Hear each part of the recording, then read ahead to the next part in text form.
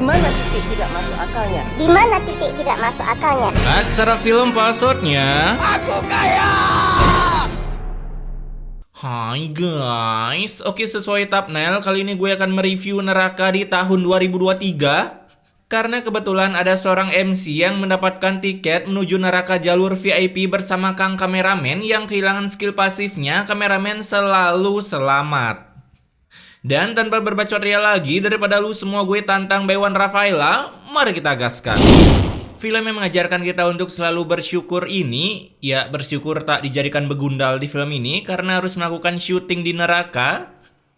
Bisa kalian lihat di thumbnailnya. Dibuka dengan nenek moyangku seorang pelaut, tapi tentunya ini begundal bukan nenek moyang saya. Dimana bro aja selesai kerja, ia pun langsung diberitahu kalau bapaknya akan segera menuju alam green screen akibat dosa dan pahalanya yang seimbang. Nah, saat sampai di rumah, ayahnya pun mulai memberikan pesan Mortal Kombat-nya ke anak dan cucunya. Oh ya, perkenalkan ini Aris, ini Risa, ini anaknya bernama Agus, ini nggak usah dah. Percuma dikenalin, dah mau lock out.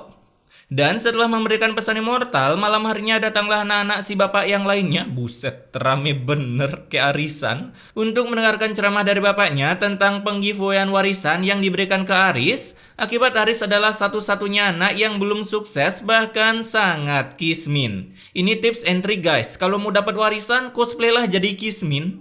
Saya setuju, Pak. Saya ikhlas.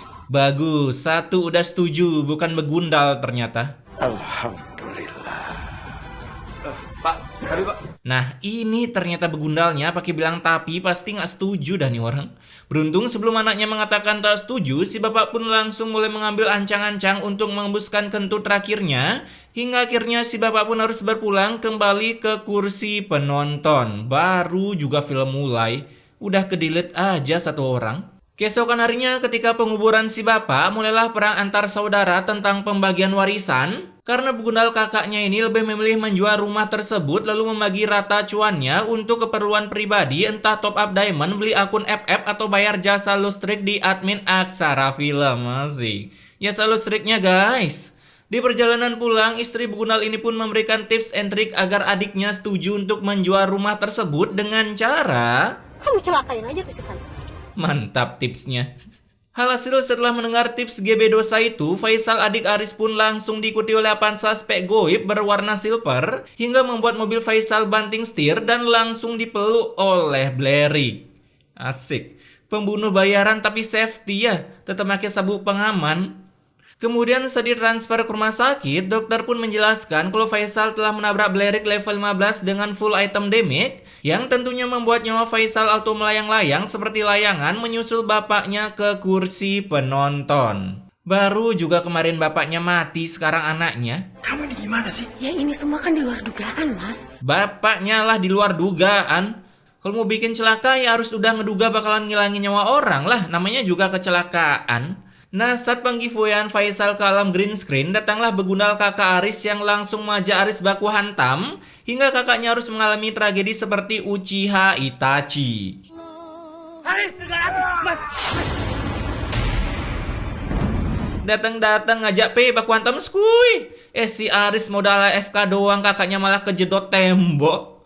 Dan akibat kejadian ini, kalian tahu apa kata dokter? Kondisi Pak Gunawan lagi kritis. Kejedot gitu doang loh. Kritis. Di sana istri si begundal pun langsung ingin memperkarakan kejadian ini ke kantor polisi yang tentunya membuat Aris ketar-ketir karena hari ini juga ia langsung dipenjara. Tolong kasihani aku dan juga anak-anak aku. Masih syukur saya cuma memenjarakan suami kamu. Cuman mempenjarakan suami kamu? Cuman gak tuh? Terus kalau tanpa cuman apa dong? Penjara hukuman mati, kayak Sambo. Di luar kantor polisi, begundal ini pun menyuruh Risa segera lock out dari rumah karena rumah itu akan dijual. Karena saya mau menjual rumah peninggalan Bapak. Kok bisa ya dijual? Surat-surat tanah kan bukan atas nama dia. Namun karena begundal ini memasang iklan di dark web, besoknya ia pun langsung mendapatkan pembeli secara ilegal logging karena bapak ini bisa-bisanya beli rumah secara cash bukan transferan apalagi menggunakan cek. Ya mungkin bank belum ditemukan pada zaman ini. Ini uangnya, Pak. Terima kasih banyak, Pak. Udah cash, pakai nggak dihitung, kurang menu akal apalagi coba jualan di sini. Kamu dengar ya? Uang ini sekarang sudah menjadi milik saya. Sumpah, kalau masalah soal rebutan warisan serem cuy. Sadis-sadis warga kita kalau masalah ginian. Setelah diusir, Risa pun meet and greet terlebih dahulu dengan Aris sebelum berpikir mau tinggal di mana. Ini bocah nggak sekolah apa ya? Rambut bisa-bisanya kayak lu punya duit, lu punya kuasa. Dan selesai berbacot ria satu sama lain, Risa pun mulai keliling universe mencari tempat tinggal yang entah otaknya Risa belum lahir atau belum tumbuh. Karena udah tahu Kismin, bisa-bisanya nyari kontrakan bukan nyari kos. Gila nggak tuh? Tapi iya juga ya, semiskin-miskinnya pemain di sini dia nggak pernah ngekos cuy. Pasti ngontrak rumah satu porsi yang udah lengkap isi dalemannya. Di mana titik tidak manu akalnya? Kalau gitu saya permisi dulu ya. Assalamualaikum. Waalaikumsalam. Kontrakan kosong sih kontrakan kosong, tapi ini kenapa ada ikan terbang dijemur? Pindahin bentar kenapa dah?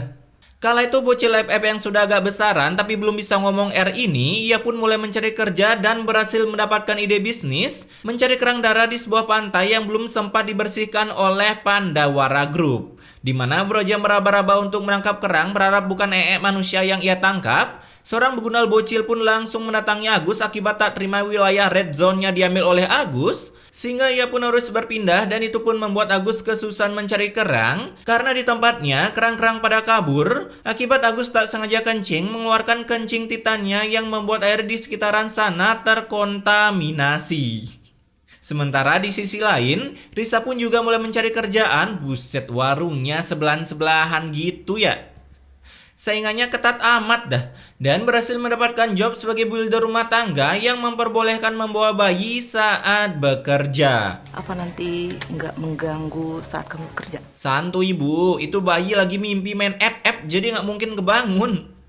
Setelah saling mendapatkan kerjaan, sore harinya Risa pun memberitahu anaknya kalau ia sudah jadi builder rumah tangga. Jadi si anak tak perlu lagi repot-repot cari kerjaan di luar sana. Apalagi yang membuat saya heran di sini. Jadi kamu lebih baik di rumah aja. Sekolah yang bener ya nak ya. Sekolah yang bener, itu rambut aja udah kagak bener.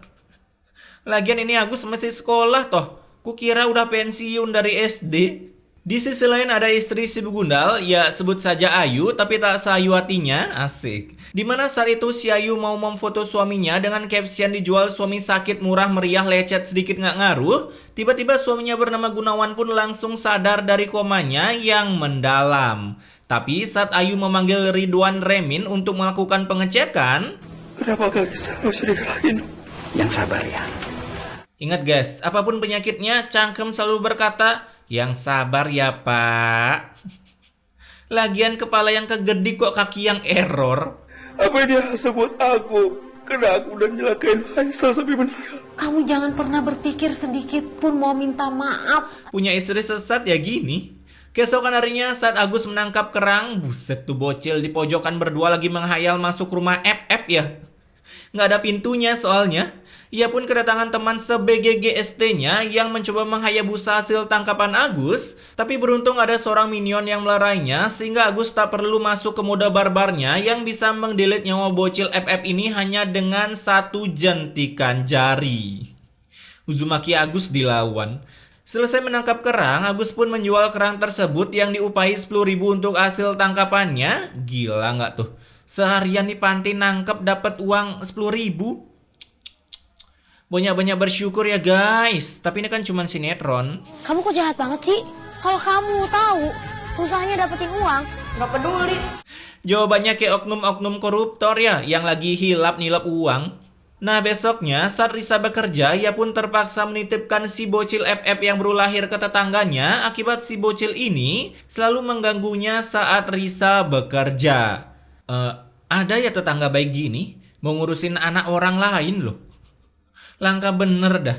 Dan saat Agus pulang sekolah, ia pun begitu kaget akibat adiknya ternyata sedang kerasukan api valir di dalam tubuhnya alias demam. Alhasil ia pun langsung mengsumonkan sang ibu untuk mengurus adiknya. Ibu harus bawa adik kamu ke rumah sakit ya. Uang kita kan cuma ada 20.000. Mau dosa tapi takut ngakak. Cuman si Agus aja nih yang sadar diri, sisanya enggak. Mana cukup uang segitu ke rumah sakit. Tuh kan, yang sadar itu cuman Agus cuy. Sisanya nggak ngerasa Kismin. Kala itu mereka pun mencoba meminjam uang ke rumah si Ayu yang padahal udah tahu Ayu itu jelmaan begundal anak dajal. Jadinya saat sampai di sana, tentunya Risa sama sekali tak mendapatkan bantuan. Yang ada hanyalah cacian-cacian dari cangkem begundal ini. Masih punya muka kamu? Lah, itu muka.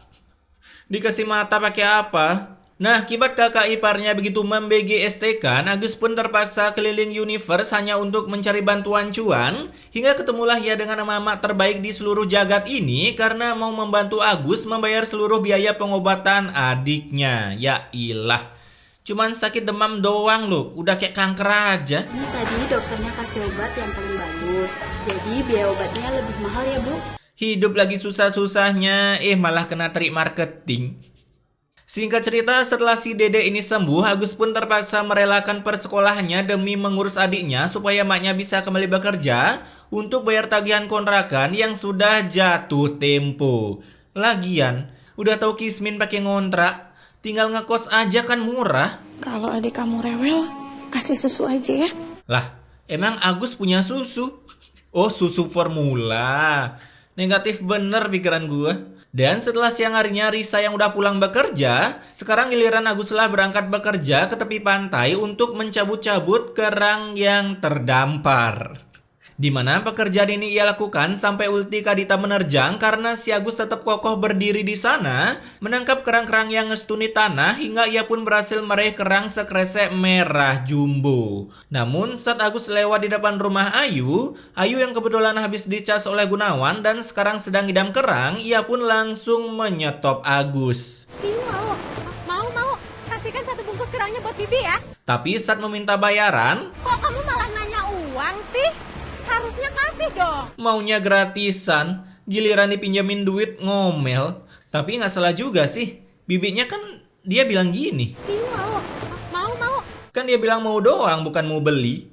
Nah, akibat gagal mendapatkan cuan dari si Bibi, besoknya Agus pun mulai mengalami panas dingin akibat kemarin mengcosplay menjadi Aquaman seharian di pantai, sampai ia pun harus bolos lagi dari sekolahannya. Ini kalau di zaman gue nih, SD sekalinya bolos nggak berani banget keluar rumah. Takut dilaporin guru. Tapi kalau Agus beda cuy, bolos tetap hunting kerang di pantai.